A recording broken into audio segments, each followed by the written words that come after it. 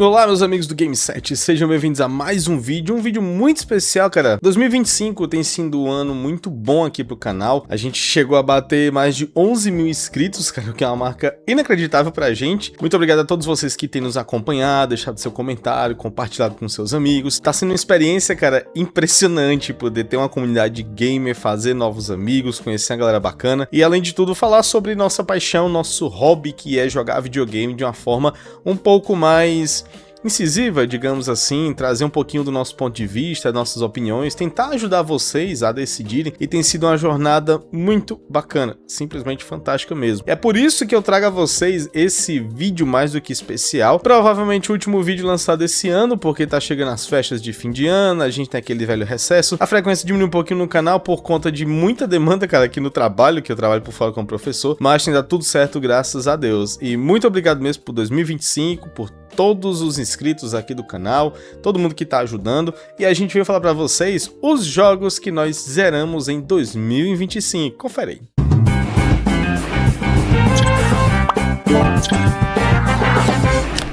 Zerei um total de 17 jogos esse ano. Pode não parecer muito, mas cara, a maioria são jogos longos.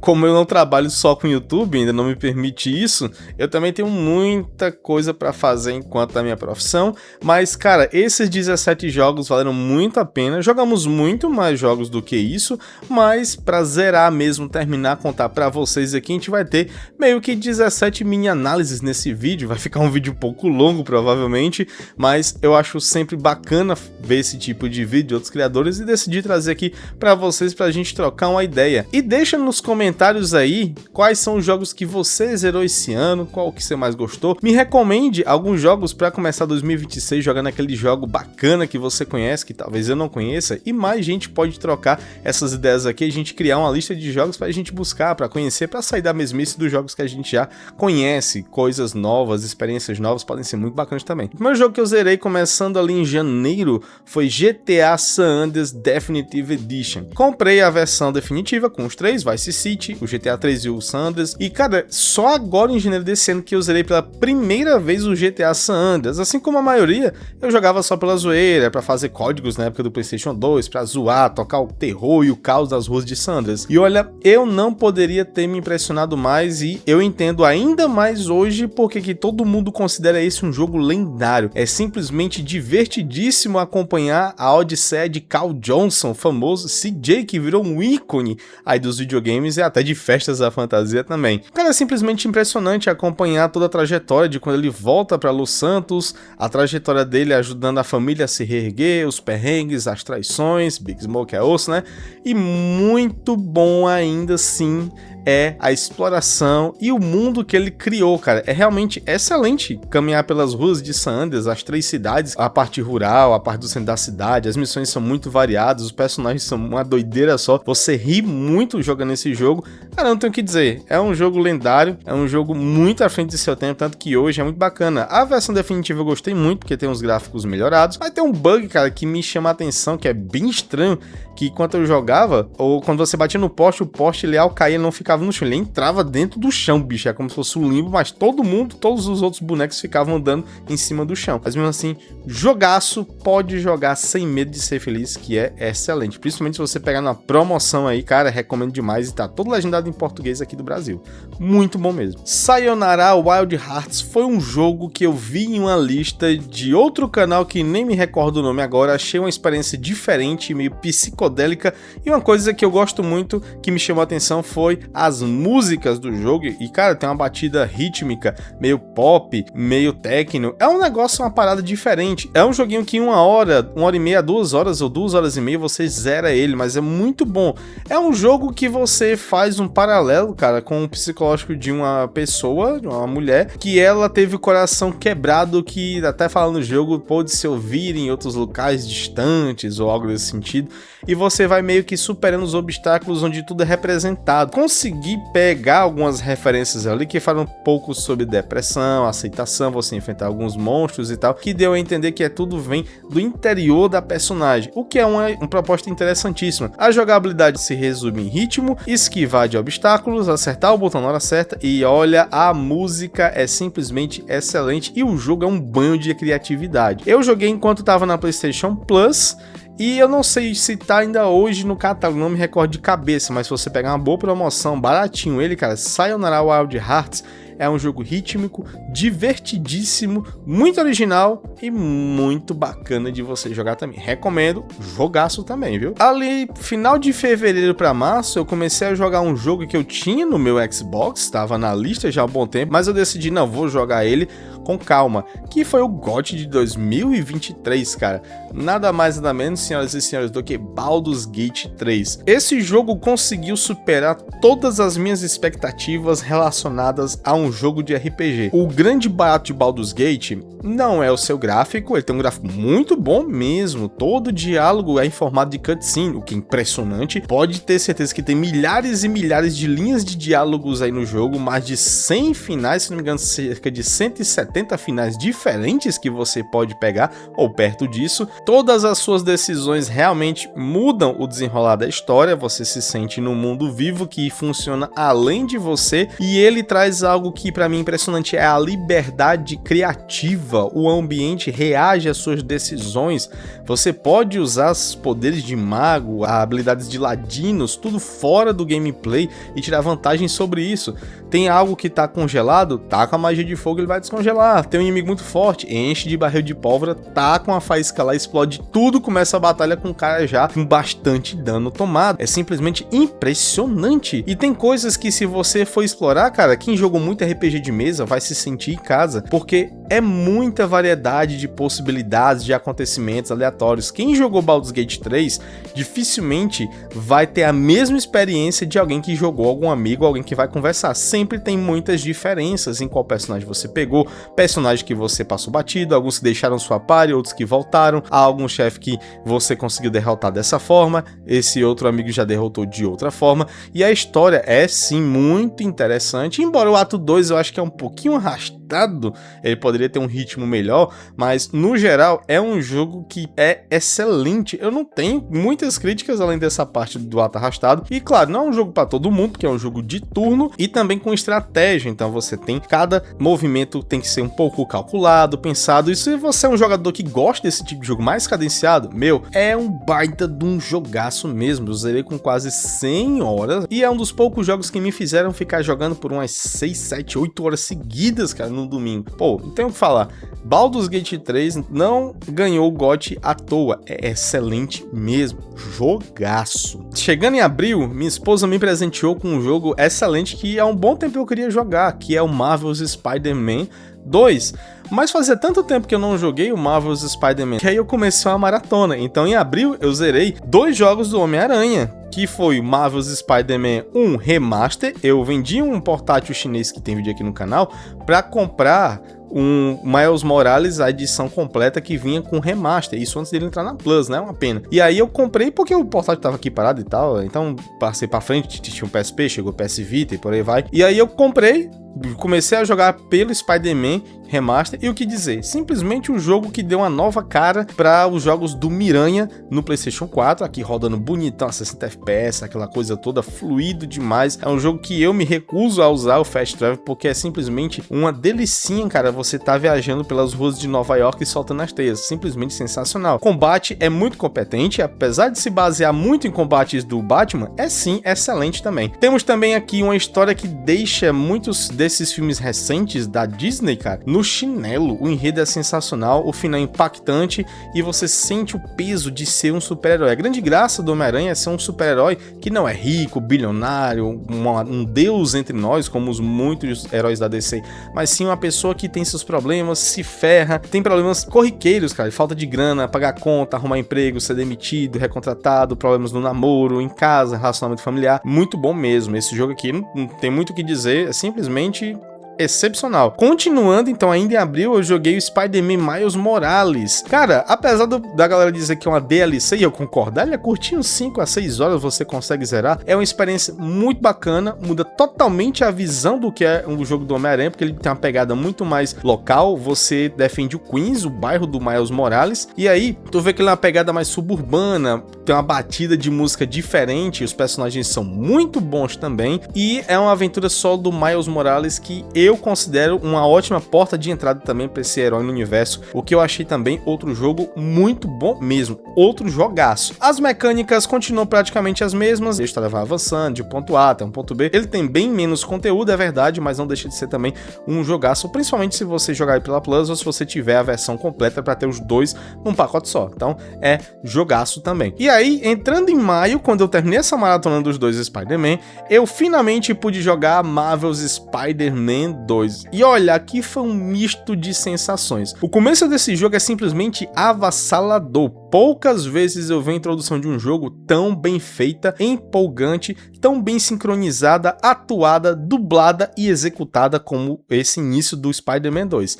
Porém, com o tempo ele vai dando uns sinais de cansaço, algumas coisas que eu não gostei, que é a tela no mundo aberto, a tela mesmo no mundo aberto, cara, ou melhor, o mundo aberto mesmo para explorar é muito colorido, muito cheio de ícone, muita coisa. E aqui uma coisa que eu não gostei também foi de o Spider-Man e o Miles ter aquela questão de quase voar, aquele planador que é tipo uma teia aqui na axila. Isso eu achei paia porque meio que reduz pela metade a graça de você usar o balançar de teia, porque você pode usar vento, sim, tem umas correntes de vento, você pega no meio da cidade, e o Homem-Aranha consegue sobrevoar quase metade da cidade de uma lapada só. Isso eu achei um pouco paia. A história tem momentos muito bons, tem aqueles gafes que você já conhece, eu não considero ter muita lacração, coisa do tipo como a galera fala aí, mas eu gostei da dualidade do Homem-Aranha estar aqui, o Peter tá cansado de ser Homem-Aranha, sentindo já o peso de não poder ser o Peter, perder novamente o emprego, que ele começa como professor da escola do Miles, perde novamente o emprego, vê as relações familiares se despedaçando, então esse lado humano dele é muito bom. A introdução do Harry aqui é muito boa, principalmente com o que acontece com ele, a questão do Venom também. Todos os outros heróis eu achei bem bacana, menos alguns pontos da história que eu não vou falar para dar spoiler, mas tem a ver com o simbiote e também com Peter. Achei um pouco paia o desfecho de como ele se liberta dessa simbiose. Eu achei que poderia ter um pouquinho mais de cuidado aqui e acolá. Não é ruim, mas fica muito fora do pé no chão, uma coisa muito o poder do roteiro, digamos assim. Mas no geral, ele é um jogo muito bom. Só dos três eu achei que ele ficou devendo porque ficou inchado demais em alguns pontos e um pouco forçado demais em alguns outros poucos pontos também. Mas assim, mesmo com tudo isso, é um jogaço, você pegar em promoções que ele tem agora muito boas, cara, vale demais a pena aí. E aí de abril pra maio eu joguei o Clair Obscur Expedition 33, ou Expedition 33, meu amigo, que jogo! Eu sou uma das pessoas que não acho que foi injustiça, esse jogo ele furou todas as bolhas, é muito bom.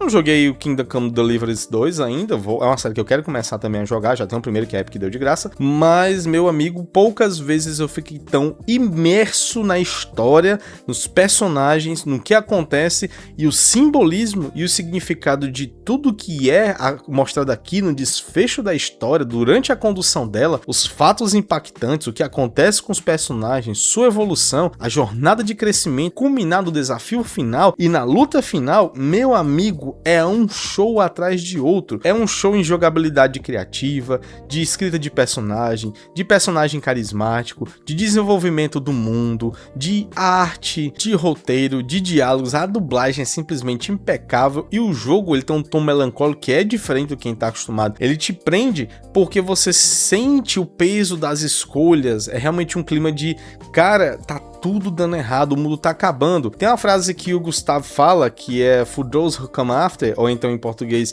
para aqueles que virão depois, que é simplesmente sensacional encaixando aqui. Todo mundo faz o sacrifício para aqueles que virão depois.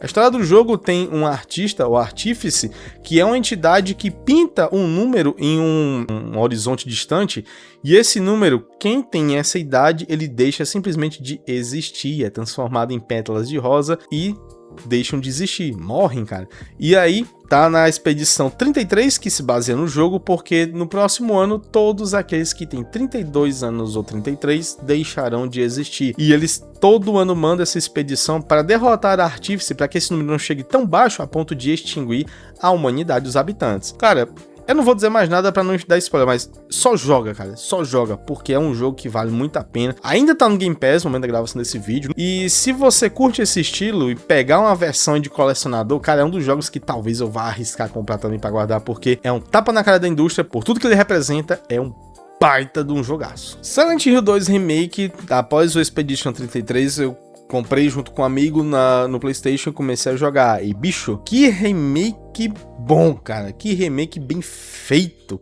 Não à toa é um jogo que me prendeu também dos raríssimos jogos de survival horror, cara, que eu conseguia jogar 4, 5, 6 horas seguidas em 2, 3 semanas, cara. Eu devorei esse jogo aqui, levei quase 30 horas pra zerar ele, achei excelente. Todo dia eu queria jogar uma horinha, tinha dias que eu tava mais vago, jogar 3, 4 horas, e final de semana, cara, foi sublime a experiência com esse jogo aqui. A história de James Sandler, que recebe uma carta de sua esposa morta há 3 anos, convidando ele para Silent Hill. Ela morreu de uma doença rara e ele vai lá se perguntando se realmente é ela que tá esperando. Muita gente já deve conhecer a história, mas eu não tô aqui para estragar a experiência de ninguém, só digo a vocês que é um dos melhores jogos de terror. O que era legal no original, aqui tá potencializado a nível 10, 11, cara, de tão bem feito que foi. Combate eu gostei muito, ficou uma coisa mais corpo a corpo, os inimigos agora não ficam aquela carrada de bala que você ficava com muita munição sobrando, os puzzles, tudo, cara, excelente, excelente mesmo. Um ótimo jogo pra você jogar também. Tão bom, cara, tão bom esse jogo, porque ele trata de temas psicológicos, temas pesados,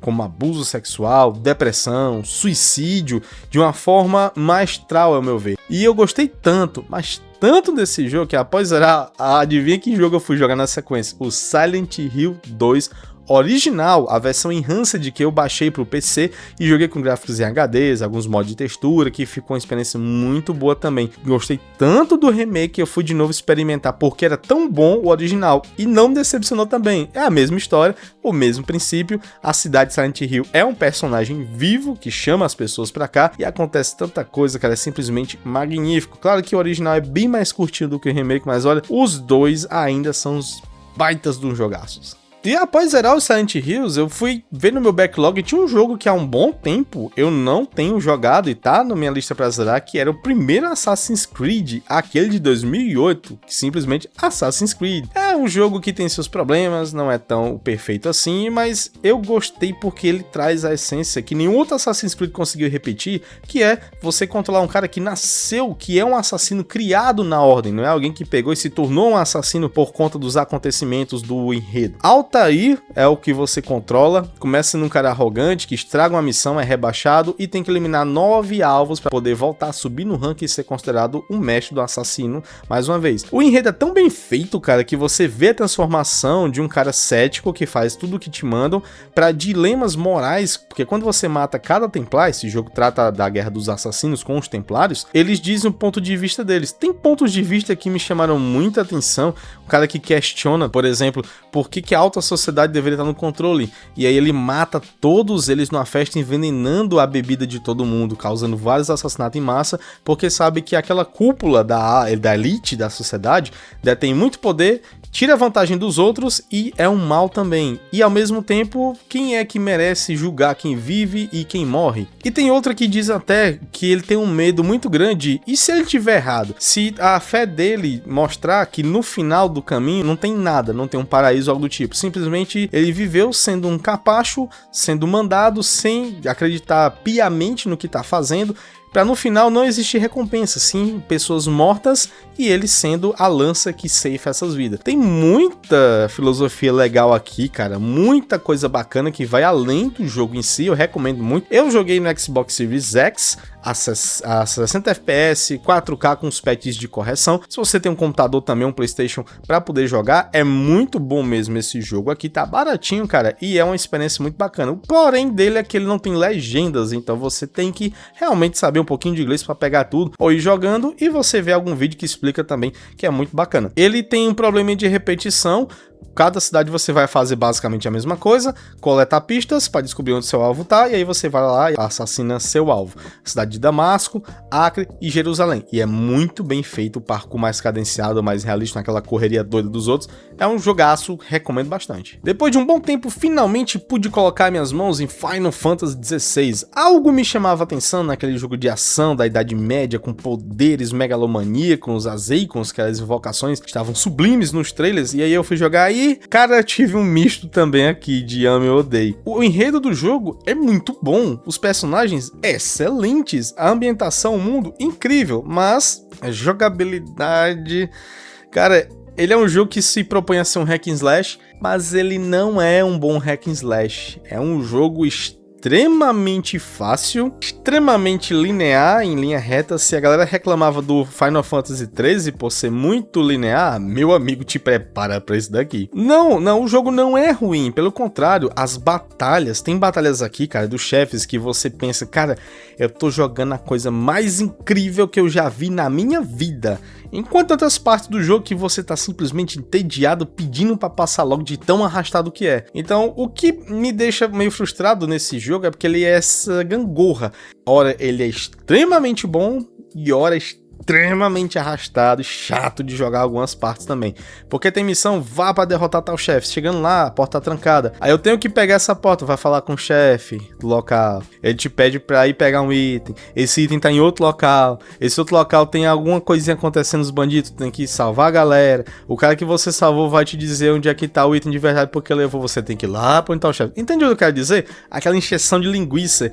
Vai de um ponto A ao B, mas eles enrolam algumas coisinhas pra você pegar um item em algum canto, ver outro personagem em outro canto e voltar pra aí sim a história andar. E é um pecado, cara, porque a história é muito boa e pra andar assim é muito chato. O gráfico é impressionante, mas ele não roda tão bem assim no PC, é pesado pra caramba, mal otimizado, e até no PlayStation 5, mesmo no modo performance, dificilmente ele vai estar nos 50 ou 60 FPS, cara, ele oscila bastante, então é um joguinho que não tá muito bem otimizado não, mas é um bom jogo, recomendo você pegar ele se você for muito fã de histórias medievais, e se você não ligar pra essa questão de ser fácil. Um amigo meu até disse que ele era o Final Fantasy do CLT, cara que não tem muito tempo pra ficar quebrando muita cabeça com muito desafio, só quer jogar, curtir uma boa história e dar umas porradas e tudo, aí bacana, se for o seu caso, pode ser um bom jogo também. Esse jogo entrou na Plus e é uma das surpresas, porque eu vi vídeos sobre eles e me chamou a atenção também, que é Banishes Ghost of New Eden. Um jogo que lembra muito God of War, de 2018, o remake, porque ele tem a câmera ali de trás, movimentos um pouco mais duros e mais retos,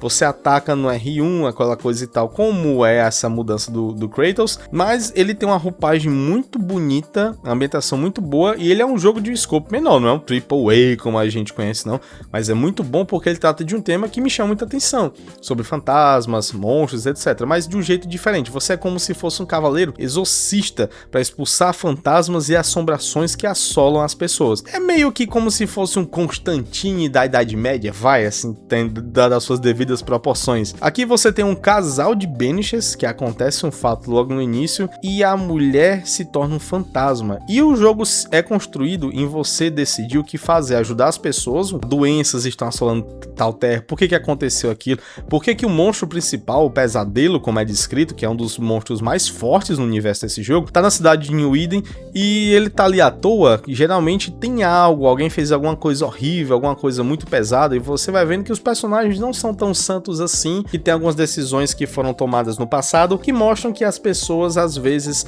o bem e o mal não é tão bem uma linha tênue, assim, às vezes não é tudo colorido, e às vezes pode ter tons de cinzas. A história é muito boa, e o grande charme aqui, além de ser muito boa a ambientação, o gráfico ser muito bom, a história muito boa também, aquele clima de investigação é muito bacana, é você ter um dilema. Você vai no final do jogo deixar que a sua companheira dá meio que como se fosse uma extremoção, digamos assim, para que ela possa ser liberada pro além em paz, ou você vai tentar um ritual proibido e você precisa pegar algumas almas de algumas pessoas para poder ressuscitá-la. Será que ela ressuscitando vai ficar a mesma coisa? Será que deixar ela aí é o ideal? Não sei, isso é decidido por você durante a gameplay, por isso que o jogo tem finais diferentes também. Se você tem Plus ainda hoje, ele estiver lá no momento que você está vendo esse vídeo, ou se você pegou em promoções no computador que ele apareceu baratinho por 30 e poucos reais, cara, é uma experiência muito bacana que vale a pena. Chegando já pro final do ano, eu peguei um jogo que chamou a atenção, muitas pessoas na internet fizeram um vídeo sobre, que é No I'm Not a Human, que é um joguinho indie que tem uma proposta diferente. O mundo, ele ficou com o sol tão quente, mas tão quente, que as pessoas meio que trocaram. As pessoas vivem durante a noite e dormem durante o dia, porque simplesmente não dá mais pra sair lá fora. É insuportável de quente, pode dar queimaduras nas pessoas, mal-estar e muitas coisas. Então as pessoas ficam trancadas em casa e à noite saem. E pra piorar, começaram a circular uns seres chamados de visitantes, que se passam por seres humanos, mas que na verdade não são tão humanos assim. Tem uma coisa interessante, no mundo desse jogo, você não pode ficar sozinho em casa, porque a cada 3 dias entra uma criatura muito bizarra à noite e te pergunta se você tá só. Se você estiver sozinho, ele entra e te mata, e se você mentir que está sozinho, ele também entra e te mata. Então o jogo te diz, basicamente, você não pode ficar sozinho, mas você tem que tomar cuidado com quem entra na sua casa. Então as pessoas não dormem mais sozinhas. E o jornal vai atualizando durante o dia, o jornal, o rádio, não tem internet aqui, né? Você vai vendo eles descobrindo ainda no meio do caos que sintomas pode identificar quem é um visitante ou não, olhos avermelhados, unhas sujas, e você tem uma quantidade limitada de verificar quem está na sua casa se tem esses sintomas, e se esses sintomas são suficientes para você dizer se a pessoa é um visitante ou não. Se você errar na decisão, deixar o cara lá de boa, no dia seguinte pode ser que alguém amanheça morto, aí fica uma sacolazinha, cara, é como se o cara tivesse picado, cortado a pessoa, tudo botado numa sacola de lixo, que é meio bizarro, mas toda a aparência do jogo é bizarra, e aí cabe a sua decisão. Você vai querer meter bala naquele personagem, e se ele não for um visitante, for um ser humano? E se não for? Então fica aquela neura, você fica pesquisando, olhando pra saber como é que é. Bem legal, cara, é um jogaço, recomendo muito, é uma experiência diferente, muito psicológica, e é curtinho, cara, o jogo. Eu fiz um final dele, demorou 1 hora só, 40, 50 minutos, alguma coisa do tipo, e os outros finais é variação do que você faz.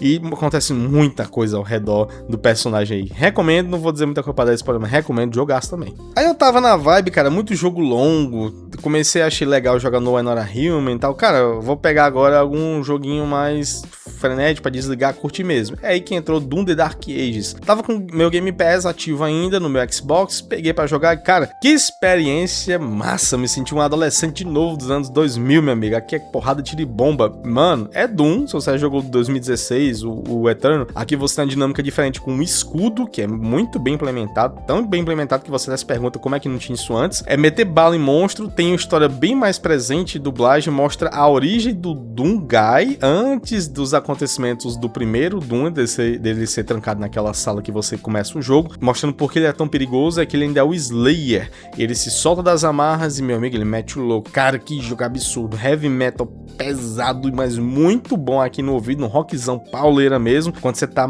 amassando monstros, você consegue montar em dragões e você consegue subir em mechas pra meter a porrada em demônio gigante. Meu irmão, é tudo que um adolescente queria isso aqui, é das coisas mais legais pro nerd querer.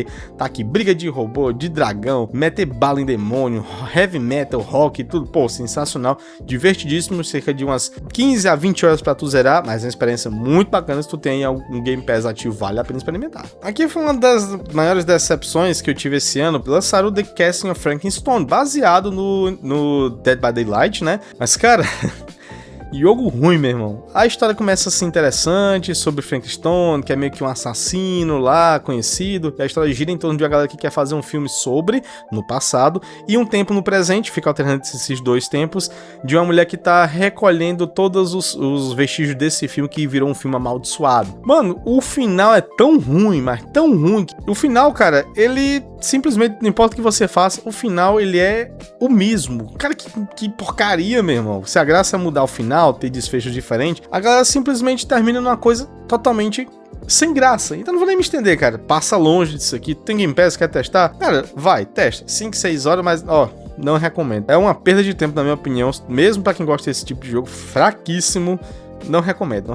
Não foi uma boa experiência. Bom, o último jogo zerado até esse momento foi a campanha do Black Ops 6. Apesar do Black Ops 7 ter sido um fiasco, meu amigo, a campanha do Black Ops 6, vou te dizer, é uma das melhores que eu já joguei. Mistura tudo que já deu certo na franquia em uma única campanha que leva suas 8 a 10 horas, dependendo de como você joga. Espere aqui, cara, uma trama que continua com os personagens da franquia Black Ops, Frank Woods, Adler e o seu personagem também. E é bacana porque as missões aqui vão desde missões de franco tiroteio, você vai em missões de espionagem para investigar pontos em um mini mundo aberto. O mais interessante que eu achei aqui, tem uma missão no deserto que você tá com um veículo, controla um veículo, sim, no Call of Duty, controla um veículo e vai explorando esse deserto, meio que um cenário aberto, cara. E é simplesmente sensacional, com missões principais e secundárias também. Um jogo extremamente criativo, história satisfatória, final muito bacana, gostoso de jogar, gráfico excelente, dublagem muito boa também. Então, olha, recomendadíssimo para você que gosta de um bom FPS. Bom, esses foram nossos jogos zerados de 2025, muita coisa que estava no nosso backlog, pouquíssimos lançamentos, como vocês podem ver, porque, né, tá um pouquinho caro também,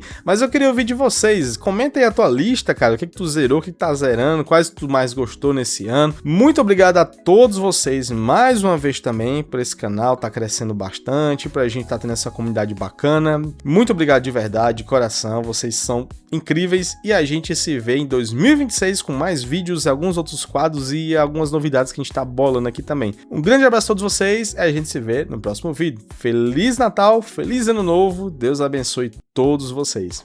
Tchau!